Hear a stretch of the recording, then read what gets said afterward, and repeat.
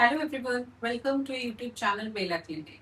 मैं डॉक्टर पूनम उपाध्याय। आज इस वीडियो में हम बात करने वाले हैं कि इनफर्टिलिटी यानी निसंतानता, जहां पर कपल्स ट्राई कर रहे हैं, दवाइयां भी ले रहे हैं और बड़े से बड़ा इलाज भी करा रहे हैं, बट वो नहीं जान पा रहे हैं कि कौन सी ऐसी छोटी गलतियां हैं जो वो कर रहे हैं जिसकी वजह से इलाज सफल नहीं हो पा रहा है।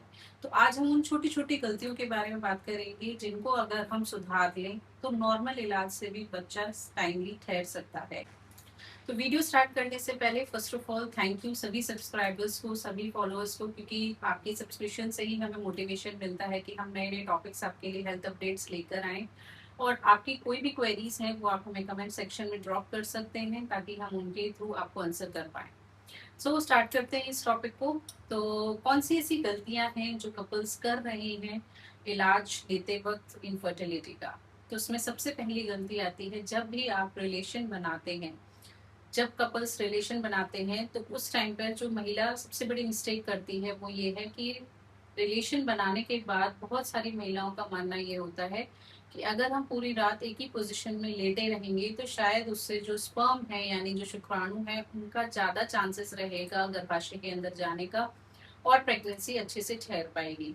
तो ये एक तरीके से मिथ है, ऐसा नहीं होता, क्योंकि जो शुक्राणु होते हैं वो बहुत माइक्रोस्कोपिक होते हैं, उनको बहुत कम टाइम लगता है ऊपर पहुंचने में।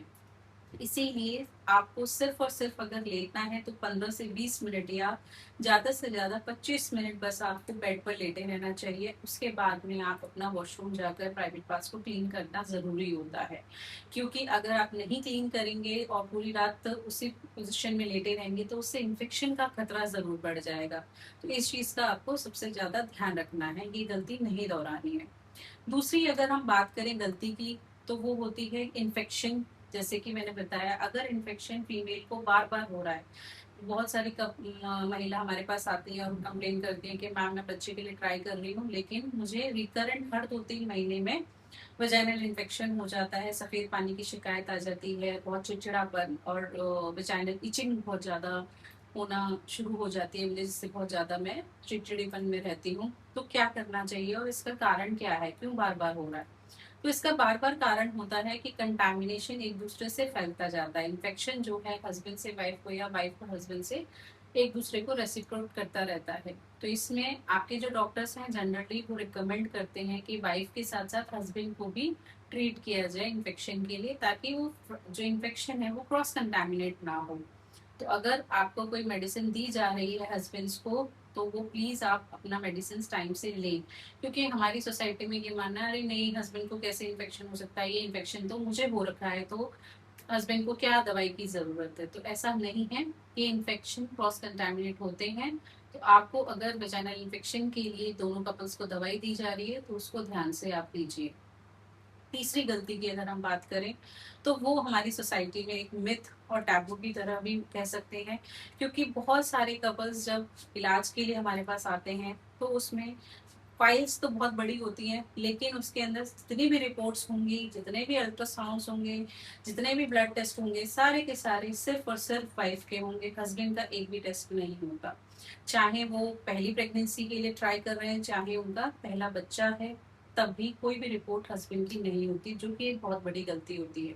क्योंकि हस्बैंड सीमन एनालिसिस एक बहुत छोटी सी जांच होती है जिसमें सिर्फ हस्बैंड को स्पर्म देना होता है और जिसमें लैब में टेस्टिंग की जाती है कि आपके शुक्राणु नॉर्मल है या नहीं है। शुक्राणुओं की जांच बहुत जरूरी होती है, चाहे आप फर्स्ट प्रेगनेंसी के लिए ट्राई कर रहे हैं या सेकंड प्रेगनेंसी के लिए ट्राई कर रहे हैं, क्योंकि ये एक मेन कारण हो सकता है। दूसरा, बहुत बार वाइफ हमसे कहती है कि मैम मेरा पहले तो बच्चा है तो फिर हस्बैंड को टेस्ट की क्या जरूरत है, हो सकता है मेरे ही सारे कहीं ना कहीं यूट्रस में या ओवरीज में या ट्यूब्स में कोई गलती है। तो उसमें आपको बिल्कुल भी इग्नोर नहीं करना होता हस्बैंड की जांच को, बिकॉज कई बार 5 साल के बाद भी जो स्पर्म की क्वालिटी होती है वो गिर जाती है, स्पर्म खत्म होने के इस पर आ जाते हैं, बिकॉज आजकल की लाइफस्टाइल चेंजेस इतने हो चुके हैं कि फीमेल्स के अलावा हस्बैंड के स्पर्म्स पे, और फिर जैसे फीमेल्स के एग्स को हम कहते हैं कि पर्टिकुलर एज के बाद फीमेल्स की जो एग होते हैं उनकी गुणवत्ता खत्म हो जाती है, तो सेम वे हस्बैंड के स्पर्म्स का भी देखा गया है कि आफ्टर सर्टेन एज उनकी भी क्वालिटी खत्म हो रही होती है, या स्पर्म की जो क्वांटिटी है वो खत्म हो रही होती है। तो इस चीज का आपको ध्यान रखना है। हस्बैंड सीमेन एनालिसिस बहुत जरूरी है। एंड इसमें एक मिस्टेक जो आप करते हो वो ये कि अगर हस्बैंड का सीमेन एनालिसिस करा भी रखा होता है तो आप 2 साल 3 साल उसी रिपोर्ट को डॉक्टर्स को दिखाते रहते हैं, और डॉक्टर्स को लगता है हाँ रिपोर्ट नॉर्मल है नॉर्मल है नॉर्मल है, बट नहीं। जब भी आप ट्रीटमेंट के लिए ट्राई करें तो रीसेंट रिपोर्ट जरूर रखें अपने पास हस्बैंड सीमेन एनालिसिस की। मिस्टेक की अगर हम बात करें तो वो होता है डाइट एंड एक्सरसाइज, जो कि बहुत इंपॉर्टेंट रोल प्ले करता है आपकी इनफर्टिलिटी जर्नी के अंदर, खास करके फीमेल्स के लिए। क्योंकि आप चाहे भले ही कितनी भी दवाइयां खा रहे हो, लेकिन अगर आपने उसके साथ में प्रॉपर डाइट न्यूट्रिशंस नहीं लिए हैं तो कोई फायदा नहीं किसी इलाज का। क्योंकि हमारे खाने के अंदर जब तक vitamin D, folic acid, iron, vitamin B12 इनकी मात्रा सही नहीं होगी तो कितनी भी दवाइयां आप खा लें उसके साथ असर नहीं होने वाला। तो इसीलिए जब भी आप इनफर्टिलिटी ट्रीटमेंट स्टार्ट करें एक पर्टिकुलर डाइट चार्ट जरूर फॉलो करें, प्लस एक्सरसाइज। क्योंकि जैसे ही आप देखते हैं कि आजकल ओबेसिटी का रेट यानी वेट गेन, मोटापे का रेट बहुत ज्यादा बढ़ता जा रहा है, जो कि बिल्कुल सही नहीं है। तो उसके लिए आपको हल्की फुल्की वॉक भले ही आप स्टार्ट कर दें, 30 to 35 मिनट्स वॉक कर सकते हैं, योगा कर सकते हैं, ताकि आपका जो यूट्रस है वो हेल्दी रहे। अब बात करते हैं फिफ्थ यानी पांचवी गलती की। तो पांचवी गलती होती है एक ही इलाज को बार बार दोहराना, या एक ही दवाई को बार बार दोहराना। बहुत बार ये देखने को मिलता है कि डॉक्टर आपको एक दवाइयाँ लिख के दे देते हैं इलाज के लिए कि हाँ आप ऐसे ऐसे ये दवाइयाँ खाना, और आप ये अपना दिन आपको बता देते हैं कि आप इस दिन आप ट्राई कर सकते हैं। तो पेशेंट को लगता है कि शायद हमें यही पैटर्न अगर हम 5 से 6 महीने अगर रेगुलर यही दवाई खाकर फॉलो करते रहेंगे तो शायद हमारा प्रेगनेंसी ठहरने के चांसेस बढ़ जाएंगे, बट ऐसा नहीं है। क्योंकि हर साइकिल डिफरेंट होती है, डायग्नोसिस डिफरेंट होता है। तो इसीलिए आपको जब भी कोई दवाई लेनी है तो अपने डॉक्टर से कंसल्ट किए बिना नहीं लेनी चाहिए। सो आई होप इस वीडियो में मैंने आपको कुछ गलतियां जो आप शायद कर रहे हैं लेकिन आपको पता नहीं है वो सारी इसमें डिस्क्राइब कर दी है। और भी कोई आपकी प्रॉब्लम है इनफर्टिलिटी से रिलेटेड, गायनी से रिलेटेड, आपके वेट प्रॉब्लम से रिलेटेड, आप इस वीडियो में कमेंट सेक्शन में हमें अपने क्वेश्चंस ड्रॉप कर सकते हैं ताकि हम उनका आंसर कर पाए।